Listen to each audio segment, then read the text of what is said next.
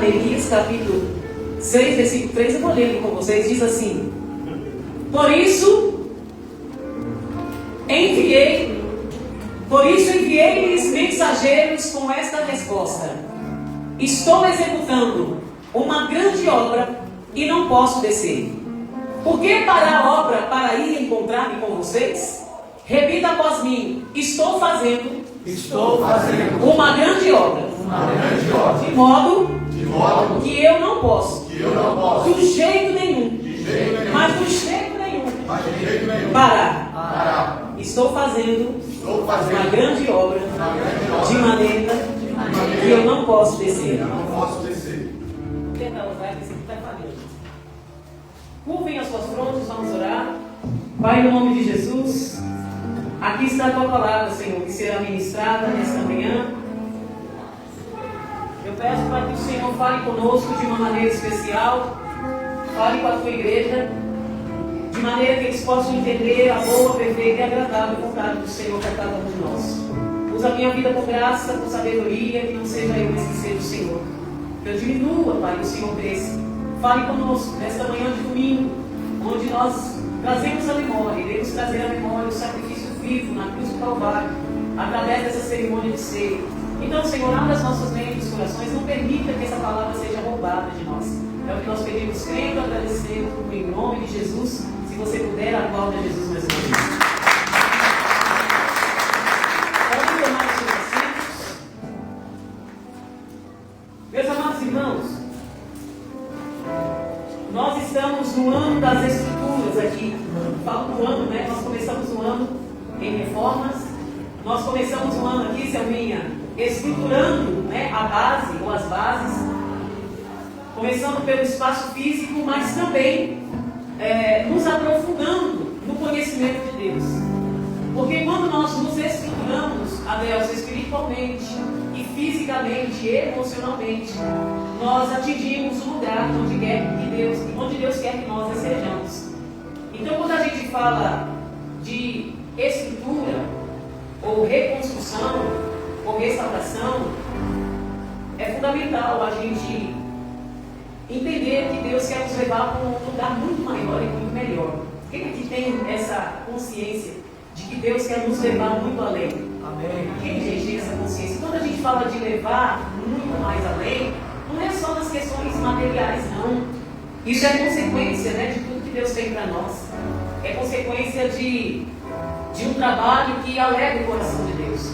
Então, para nós avançarmos como igreja, nós precisamos estruturar as bases. Então, isso que nós estamos fazendo aqui, reforma, estar num lugar novo, faz parte de um processo, né? E faz parte de um projeto que Deus colocou em nós, nos nossos corações, para que realmente a gente venha fluir. Deixa o fundo aqui, o Márcio, para mim, por favor. É o antes desse. Então, hoje nós vamos falar um pouco sobre esse tema, reconstruindo em meio à resistência.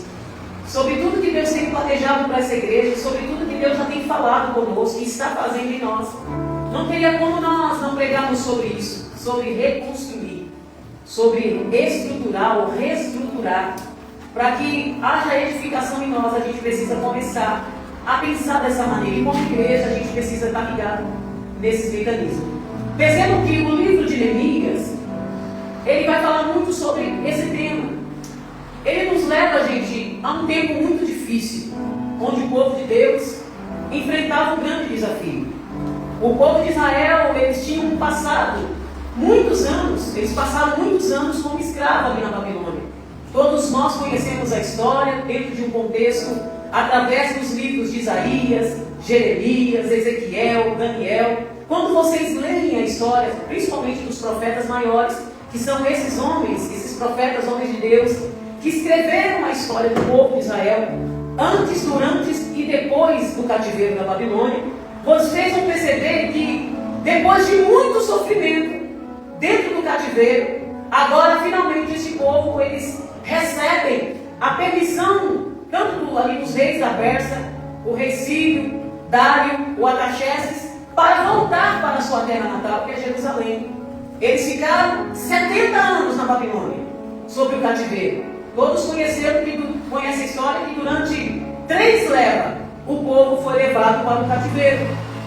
Primeiro o rei da Síria mandou o exército invadir Jerusalém e levou o povo, parte desse povo, para o cativeiro. Grande parte desse povo foi espalhado pelo mundo afora, perderam as suas identidades.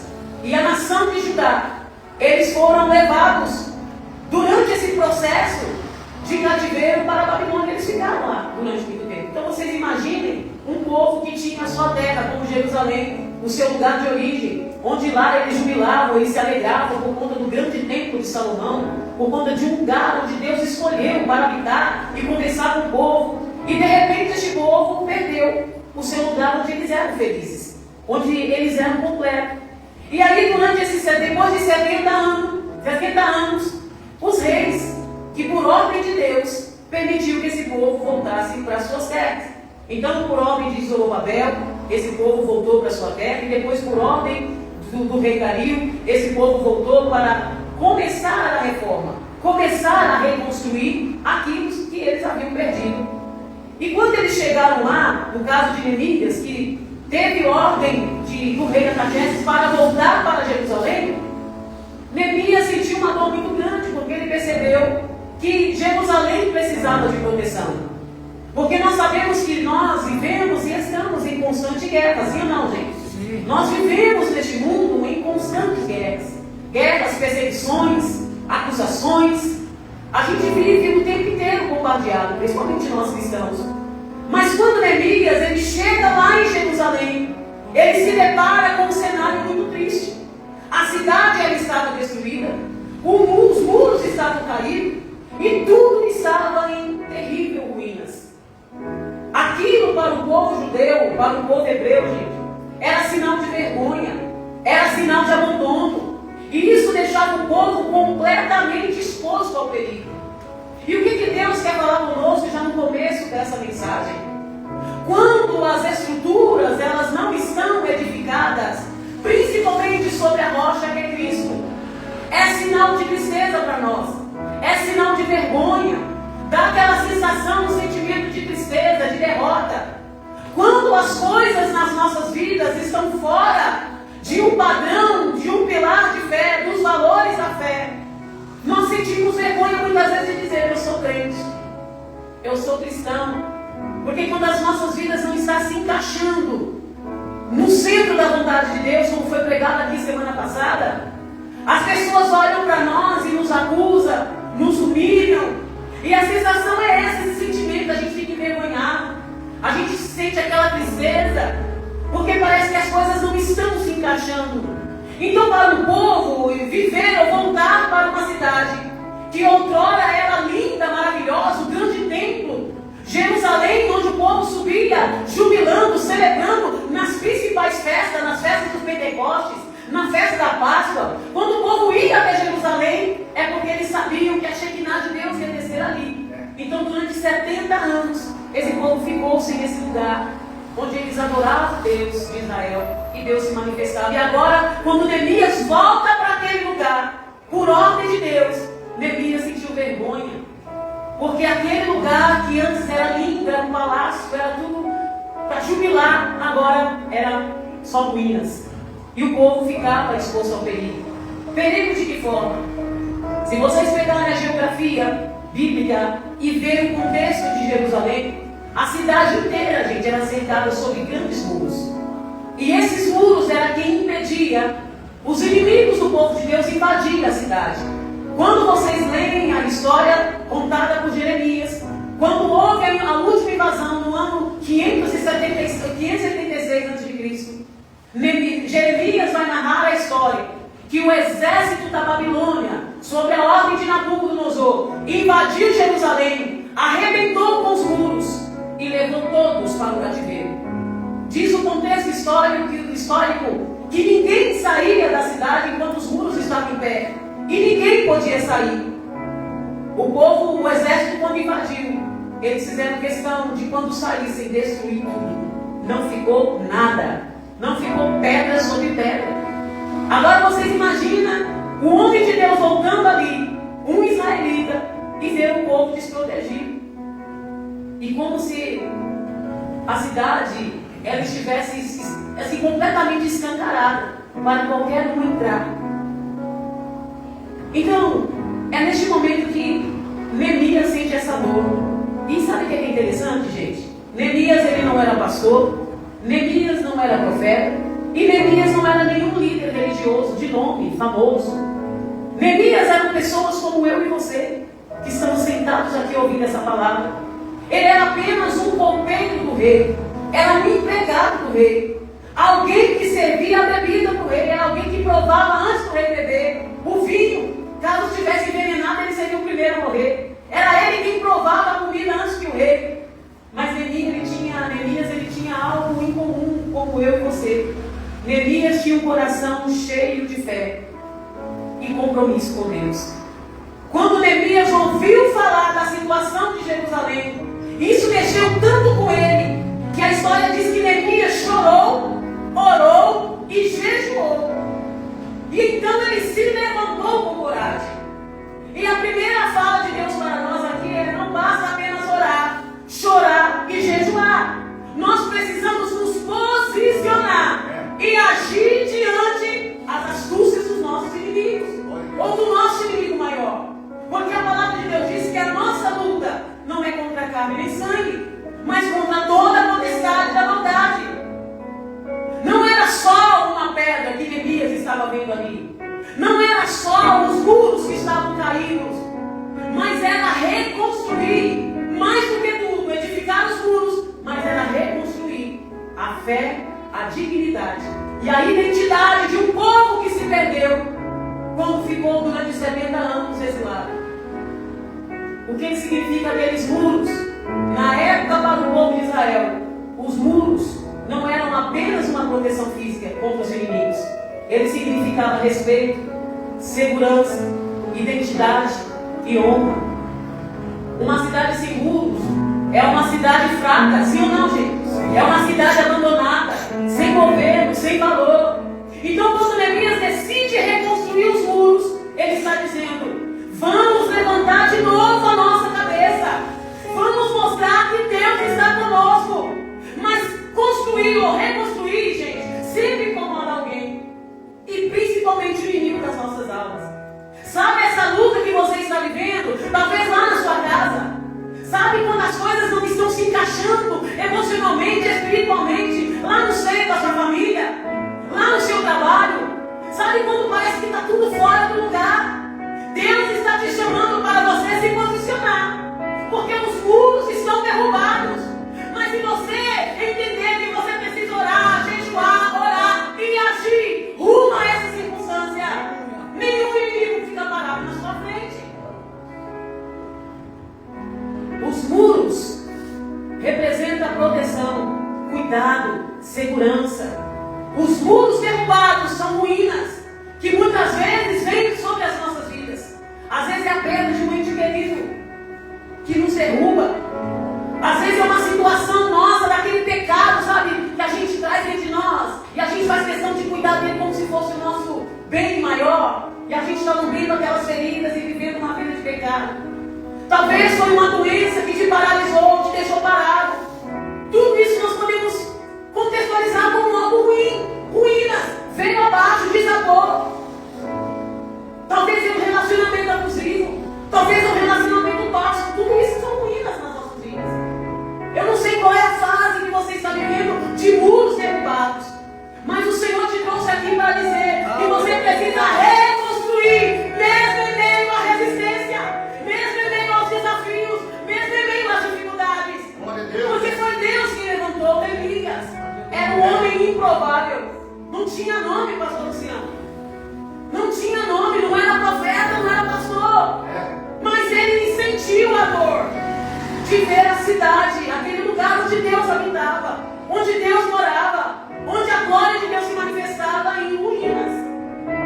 Será que quando nós olhamos para as nossas vidas, em áreas que estão em constante ruínas, abaixa só um pouquinho, será que a gente sente a mesma dor? Será que a gente sente esse mesmo pesar que Neemias sentiu quando nós olhamos para as nossas vidas, muitas vezes infrutíferas? Quando as nossas vidas não avançam em tantas áreas, será que a gente consegue sentir esse Neemias não só orou, jejuou e rasgou as suas vestes como sinal de arrependimento, como sinal de dor pela situação que o povo de Deus estava vivendo. Neemias agiu. Diga para alguém que está do seu lado, você. Não, gente, profetiza aí, fala, você precisa agir. Agir urgentemente diante a essas ruínas, diante desses muros que estão destruídos na sua vida. É ação, gente. Eu vou subir no monte porque Deus vai dar vitória. Amém. A oração do justo pode muito em seus efeitos, isso é bíblico. Eu vou jejuar por essa causa, eu vou fazer campanha. Amém. Mas se você não se posicionar diante das ruínas, diante dos muros caídos na sua vida, nada vai resolver. Deus fala assim, faça a tua parte que eu te... Não, tem pouca gente lendo Bíblia aqui. Faça a tua parte que eu... Por que Deus não pode fazer tudo? Não é que Ele não pode. Por que Deus não faz tudo? Porque o que depende dele, Ele vai fazer. Mas, gente, seria muito fácil, né, Selminha? Se Deus carregasse a gente no colo, né, Deus? E fizesse tudo por nós, a gente nem ia reconhecer que Ele é Deus. Aí aquilo que a gente precisa fazer é de responsabilidade nossa.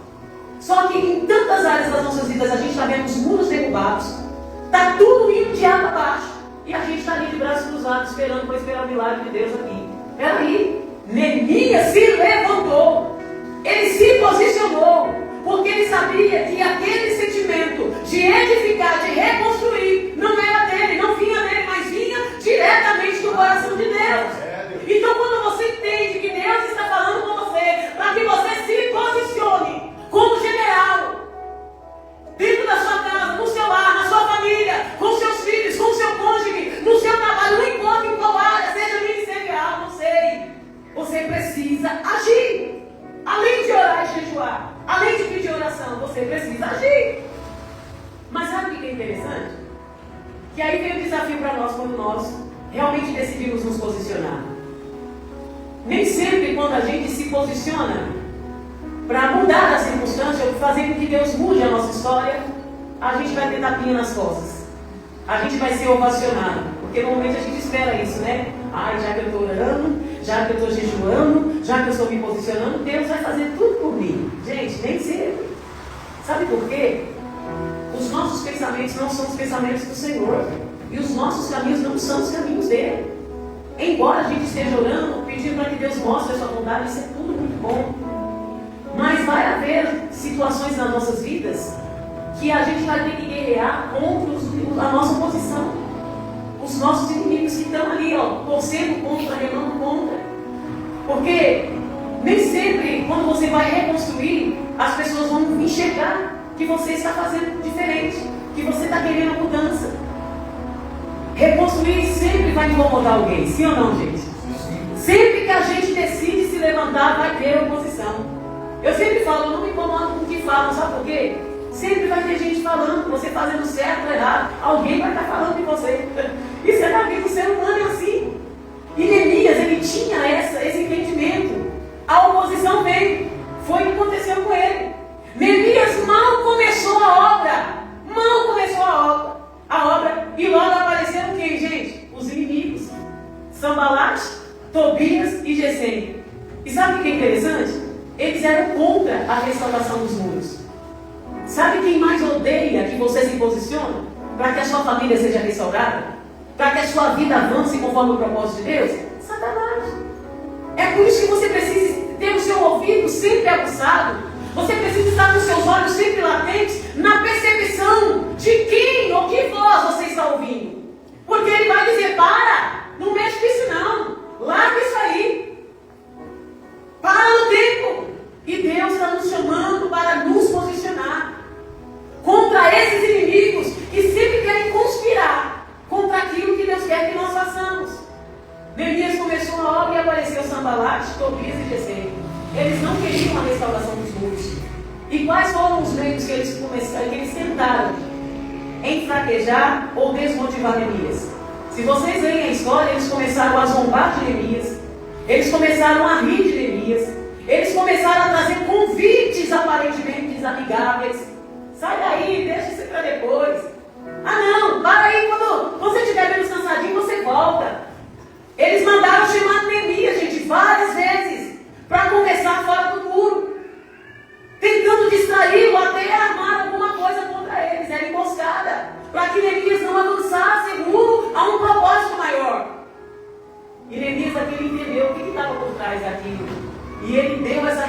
que nós acabamos de ler aqui, uma resposta maravilhosa. Coloque de novo lá, Neemias 6, versículo 3, nós vamos ler juntos. Essa é a resposta que Deus quer que você dê quando há oposição. O seu inimigo, ou o inimigo maior, que a nossa luta não é contra a carne nem sangue, quer paralisar você quando você está reconstruindo os muros em áreas específicas da sua vida, em áreas necessárias. Vamos ler os 3? 1, 2, 3. Por isso enviei os mensageiros com esta resposta: estou executando uma grande obra e não posso descer. Por que eu devo parar a obra para ir encontrar-me com vocês? Quando a gente vê Neemias falando assim, parece que ele está sendo grosseiro, né? Sim ou não, gente? Sim. Neemias, ele teve o que nós chamamos de discernimento. Que aquele convite daqueles homens não era porque, olha, que amigo, vamos ali tomar um refrigerante, né? Você está cansado, você está suado, né? Debaixo de um sol quente, um calor. Neemias entendeu a astúcia de Satanás. Nós precisamos, meus irmãos, estar com os ouvidos atentos. Por isso que nós precisamos orar. Por isso que nós precisamos buscar entendimento na palavra de Deus. Para a gente compreender quem está se levantando com sapatinhos de algodão. Eu era pequenininho quando eu ouvia isso na igreja, né? Satanás, ele vem com sapatinhos de algodão para tentar nos distrair, para tentar ofuscar a nossa fé. E agora, gente, o que significa uma obra grande? Ele entendia que o que estava fazendo era importante para Deus. E também para o seu próprio povo e para o futuro da nação. Então, quando ele diz, não posso descer, ele está dizendo, eu não vou parar o que Deus me mandou fazer para dar atenção em coisas que não valem a pena. Em coisas supérfluas, que não têm prioridade. A minha pergunta para vocês aqui é, qual é a sua prioridade? O que tem sido a prioridade na sua vida? Ou quem tem sido prioridade na sua vida? De modo que você não pode parar. O que tem sido prioridade?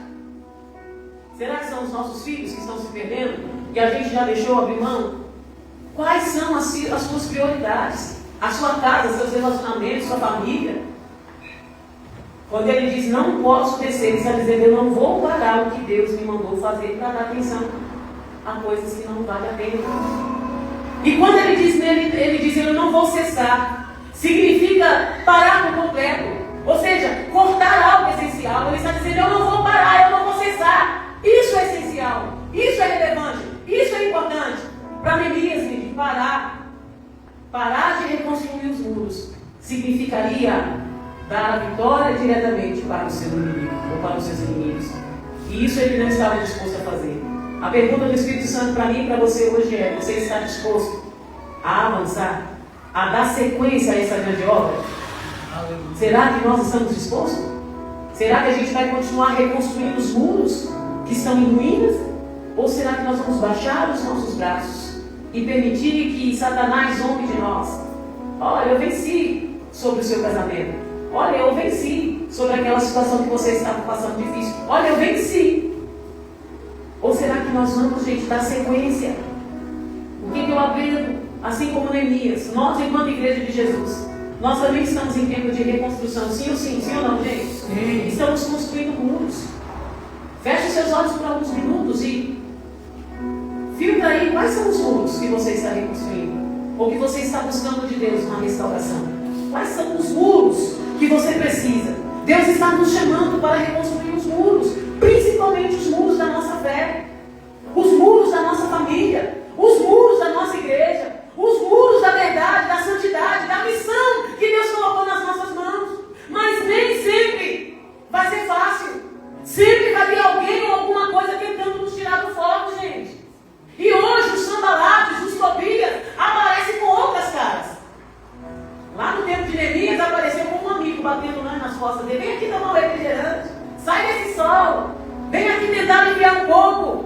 Hoje, os nossos Sanbalates, os nossos inimigos, muitas vezes são as distrações da internet, né? Da vida corrida, as ideias distorcidas da verdade do Evangelho, são os desânimos, feridas que nós não permitimos que Deus cure, são fofocas, né? Pecados escondidos, convites para negociar os nossos valores, a nossa fé, o propósito de Deus em nós, para aliviar a nossa fé. Mas nós não podemos descer, meus irmãos. Nós estamos fazendo uma grande obra. E essa é a obra. Nós precisamos, em nome de Jesus, restaurar a comunhão com Deus. Nós precisamos viver uma vida em santidade. Nós precisamos falar do amor de Jesus. Nós precisamos fortalecer a igreja de Cristo através do amor ao próximo, através da comunhão, da unidade. Nós precisamos nos posicionar e fazer a obra de Deus com zelo, amor, diante de tudo aquilo que Deus nos chamou para ser e fazer. Amém, gente? Amém. Tem muita gente tentando nos fazer descer do muro, abrir mão dos princípios, negociar a verdade, aliviar o evangelho, esquecer da cruz, esquecer do foco, do propósito, tirar os olhos da nossa família. Tem muita gente traçando planos equivocados, errados e diabólicos contra você e contra mim. E hoje nós podemos aprender aqui com Neemias essas chaves poderosas que vai nos ajudar a manter o foco, que vai nos ajudar a avançar. Neemias começou dizendo: estou fazendo, executando um grande projeto e eu não posso esquecer. Então, gente, a primeira lição aqui para nós, em tempos de ruínas espirituais, seja elas morais, familiares, Deus sempre vai levantar você como homem e mulher de Deus, com uma visão de coragem, de discernimento, com a capacidade de discernir se aquilo é de Deus ou não, se isso é benéfico ou não para você.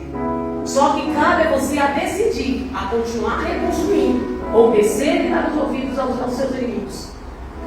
Neemias, um simples copeiro, tornou-se um dos maiores líderes para a sua geração, por conta de apenas um posicionamento. Sabe quando você vai chegar no lugar que Deus quer que você chegue? Quando você se mostre valente mesmo em meio à oposição. Quando você resiste o diabo e ele foge de você. Sabe quando Deus vai te colocar lá naquele lugar que você quer chegar? Quando você se posiciona contra os sambaladas e os tobias da sua vida. Ah, mas o tempo passou e eu nunca consigo chegar onde eu quero. Faça a tua parte que Deus está fazendo a dele. Não desça dos muros. Não desça, continua reconstruindo. Isaías 58:12 diz: os teus filhos edificarão as antigas ruínas, levantarás os fundamentos de muitas gerações. Paulo também na carta aos Efésios ele diz: pois somos feitura dele, criado em Jesus Cristo para boas obras. Foi para isso que Deus nos chamou. Tudo que for o contrário, fuja disso. Fuja da aparência do mal. Imagine você, aqui quem é pedreiro, Luciano, né, Luciano? Mestre de obra. Imagine um pedreiro reconstruindo ali uma grande muralha sobre ameaças constantes. Imagina, Luciano, você está lá trabalhando, né, construindo, levantando as paredes. Cada pedra colocada é um ato de fé, ali de coragem, de perseverança daquele pedreiro, porque ele sabe que ele precisa terminar. Se ele parar no meio do caminho, dá o quê? Dá ruim, né? Principalmente quem está construindo as bases. Se parar no meio do caminho, gente, não tem como. É possível você edificar uma casa sem as bases? Assim é um pedreiro, quando ele começa a edificar. E aí tem gente que fala: deixa isso aqui para depois. Vamos levantar as paredes primeiro. Peraí, se não levantar as bases, como que chama isso? É coluna, né? Se não levantar as colunas, não tem como levantar a parede. Mas todos os dias tem alguém tentando nos paralisar com alguém. Todos os dias. Tem gente que fala assim, né? Todas as segundas-feiras para mim é um leão que eu mato todo dia. É assim, a gente mata um leão por dia. E todos os dias vem o cansaço, vem a fadiga, vem o desânimo, vem as desmotivações, são palavras de derrota. Para com isso, não vai não. Não avança não. Então, a primeira coisa, Neemias entendeu de forma muito clara que quem o chamou para reconstruir era fiel para que ele terminasse, para que ele fosse até o fim. Então, diante dessa palavra de Deus para os nossos corações, essa é a mensagem que eu queria deixar para o seu coração. Não pare. Não pare de reconstruir os muros da sua vida.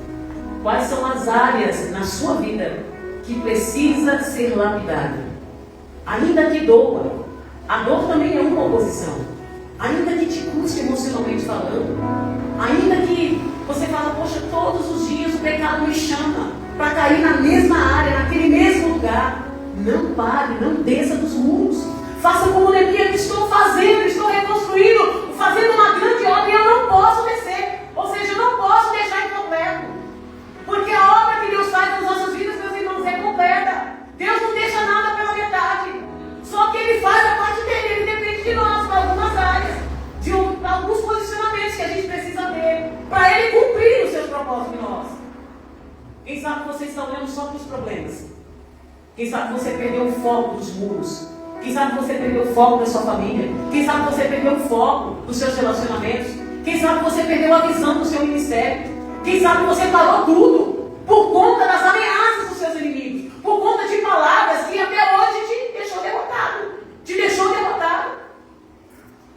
Quem sabe você fluía no seu ministério e hoje parou tudo por conta das ameaças. Mas Deus te trouxe aqui nesse dia de ceia para você se reconectar com Ele novamente.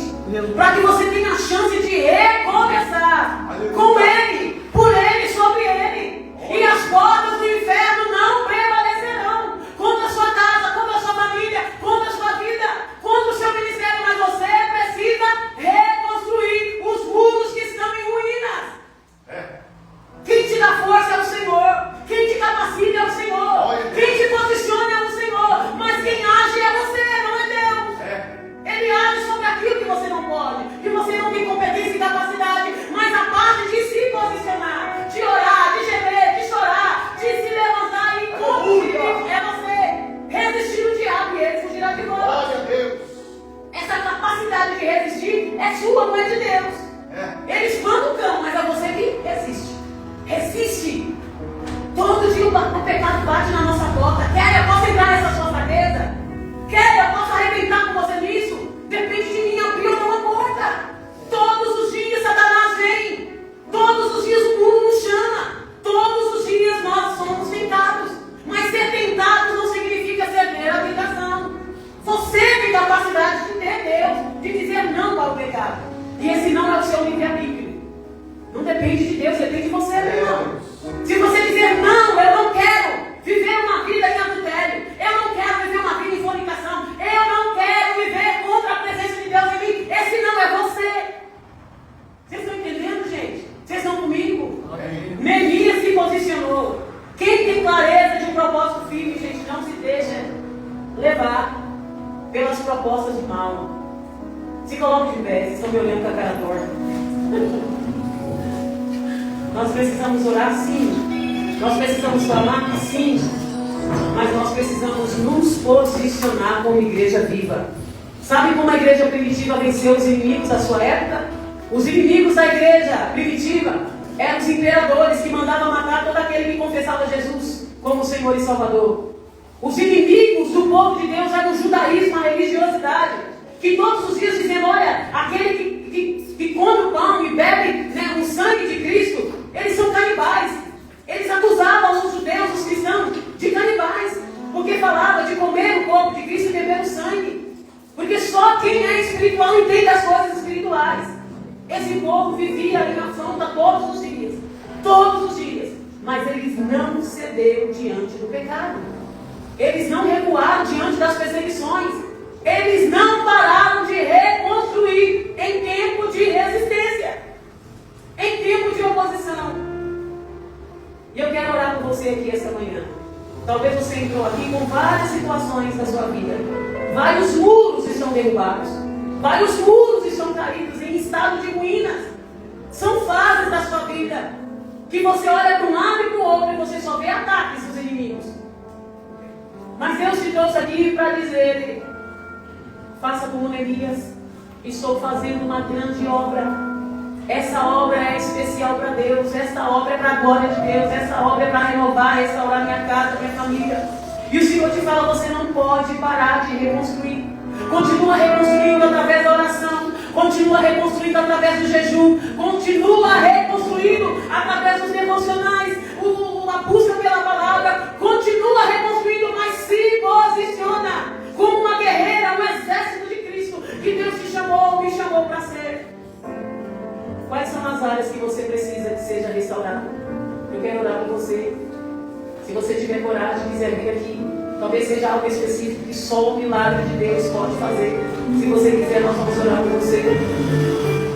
Ou quem sabe no seu lugar mesmo, falando com Ele: Senhor, os meus muros são esses. Os meus muros são os medos. Os meus muros são as inseguranças. Os meus muros são os meus vícios. Os meus muros são os meus pecados particulares. Quais são os seus muros? Quais são os seus muros que te impedem de permanecer reconstruído para Deus? Quais são os muros da sua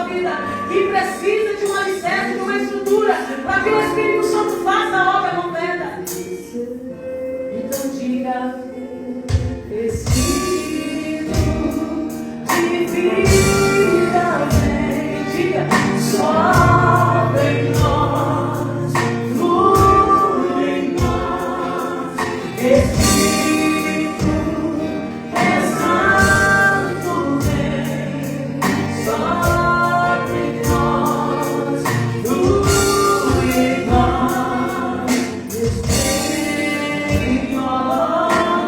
convida o Espírito Santo. Vai entrar nessa área. Vai entrar nessa área que você não tem forças. Convida o Espírito Santo. Vem, ó, vem, faz o céu descer. Vem, ó, vem, faz o céu descer.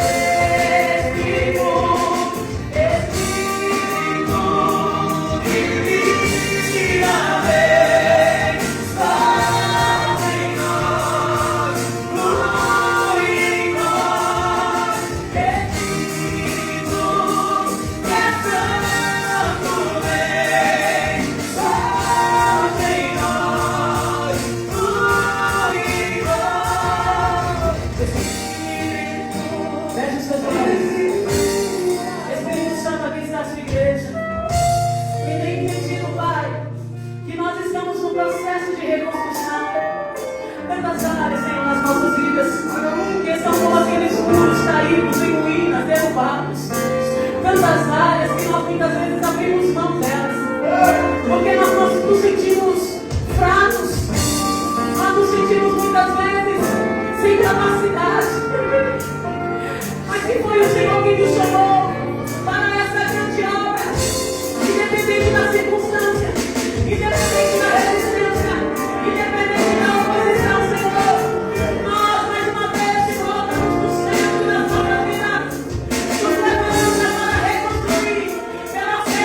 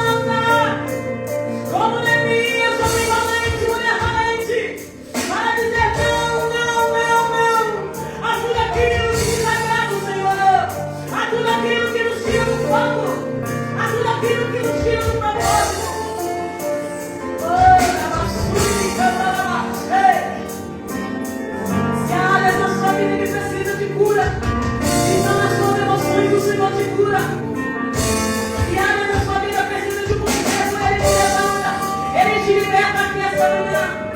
Se é sobre o pecado, o Senhor te perdoa, mas Ele precisa ouvir da sua boca. Então repita após mim, Senhor Jesus. Diga mais alto, Senhor Jesus. Áreas da minha vida estão como aqueles muros caídos, em estado de ruína. Mas o sangue de Jesus, diga, o sangue de Jesus me justifica, me santifica, me regenera, me levanta, me salva da minha condição de pecador. Então, Senhor Jesus, me perdoa esta manhã, me perdoa esta manhã por negligenciar o propósito que o Senhor tem sobre a minha vida. Me perdoa por falhar tanto com o Senhor, me perdoa por mentir para mim mesma, para mim mesmo. Me perdoa, Jesus, me coloca